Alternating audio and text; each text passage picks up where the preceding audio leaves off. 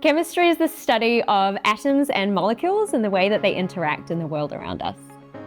Chemistry is a really good area to get into because it can be applied to a huge number of different fields. So new students at AUT can expect to experience really small class sizes, a lot of chance to interact with their lecturers as well in a practical setting, so you can work alongside them in the lab.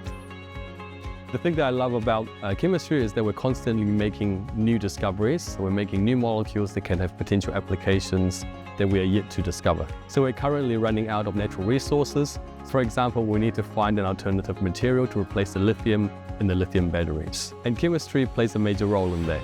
At the end of a degree in chemistry at AUT, there are a whole breadth of career opportunities, anything from developing new materials for solar cells through to developing new drugs for diseases like Parkinson's. Studying chemistry at AUT gives you the chance to get real hands-on experience in the labs. There's a great supportive environment at AUT, and so when you come here, you know that you won't be alone. I really loved my time studying chemistry at AUT. I've made lifelong friends and developed skills that I can take all over the world. I love chemistry because I'm naturally curious. I like to know why things are the way they are.